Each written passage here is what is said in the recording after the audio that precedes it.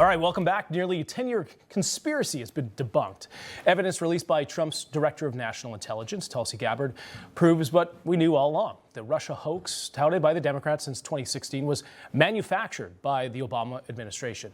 Director Gabbard claims that Obama's goal with the Russia narrative here was to subvert the will of the American people. Let's discuss. Let's bring in former CIA intelligence officer and retired Lieutenant Colonel of the U.S. Army, Tony Shaffer. Also with us is retired FBI Special Agent Jack Jupin. Great to have you both here. Thanks for coming on Sunday.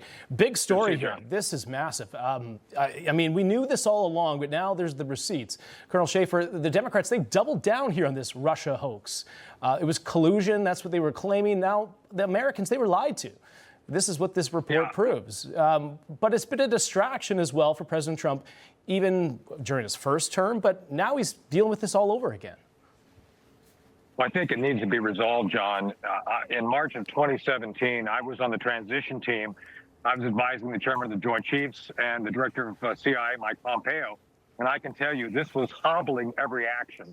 I actually went to President Trump's chief of staff, General John Kelly, and asked John to let me brief the president on the fact we had to have an independent team go look at this.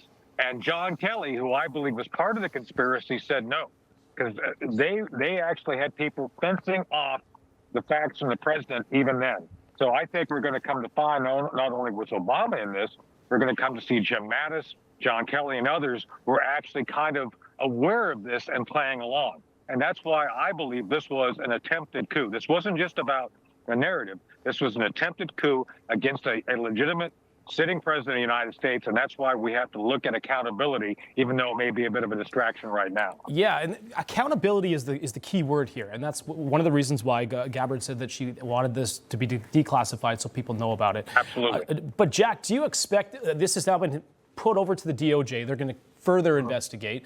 Do you expect that someone will be charged?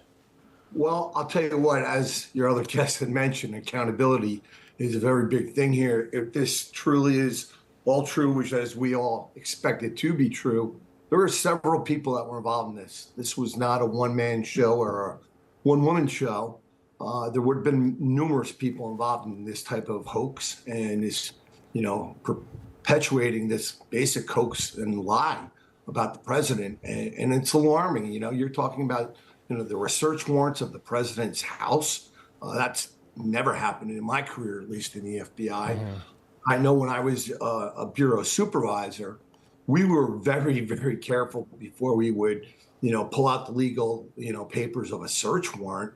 And our levels to do so are so extremely high, you just don't do it. But to a president of the United States, where you could have garnered his cooperation by just asking, or if necessary, a subpoena, but to go as far as a search warrant of his residence in Mar-a-Lago, that seemed quite insane to me, at least from my perspective in my 23 years with the Bureau. Colonel Shaffer, I want to ask you, because you've known about this stuff for a long time. Was there anything that Tulsi Gabbard had laid out that maybe surprised you, that it went deeper than even you'd thought? So what I think was surprising but kind of known is that President Obama himself was involved. There's the 7 January 2017 Susan Rice memo. John, you may remember we talked about it a few years ago, that said we did nothing wrong. We followed the rules. Like, okay, that's what we call a significant indicator of wrongdoing in the intelligence community. And I think that's where we confirmed that. And more importantly, the Obama issue. The fact that President Obama himself not only said, hey, this isn't sufficient, he said something which I believe is sedition, constitutes sedition, is you need to go change this. When you move it from, I don't accept this, to you need to go change this, that's where the conspiracy starts, and that's what we have to actually focus on going forward that these documents now show.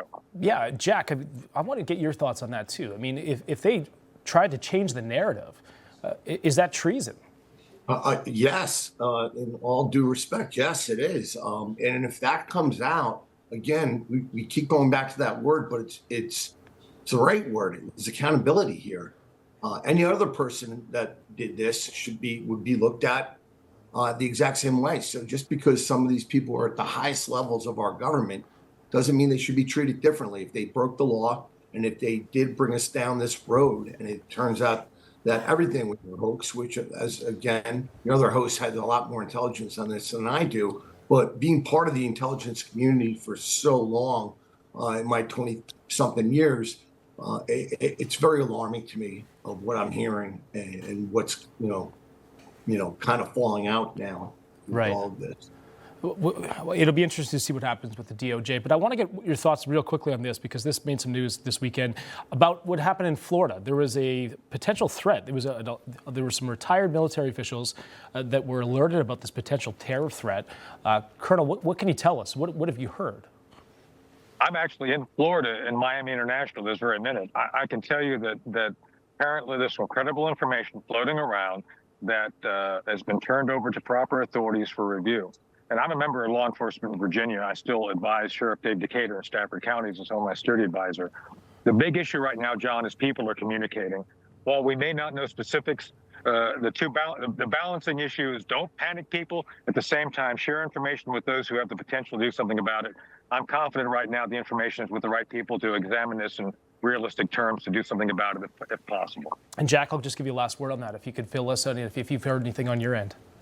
Yeah, likewise. I've heard about the threat ongoing. I agree it is with the proper people right now. I know the Bureau is involved and the right people are taking a look at it. And we're going to see how it plays out. But you're right. You got to kind of balance an investigation with, you don't want to panic everybody either as well. Right. Okay, we'll leave it there. Thank you so much. I appreciate you both coming on. Thanks, John. Sharing some time with us on Thank Sunday. you. As retired FBI Supervisor Special Agent Jack Jupin, as well as Lieutenant Colonel Tony Schaefer. Thank you so much, Tony. I appreciate you coming on.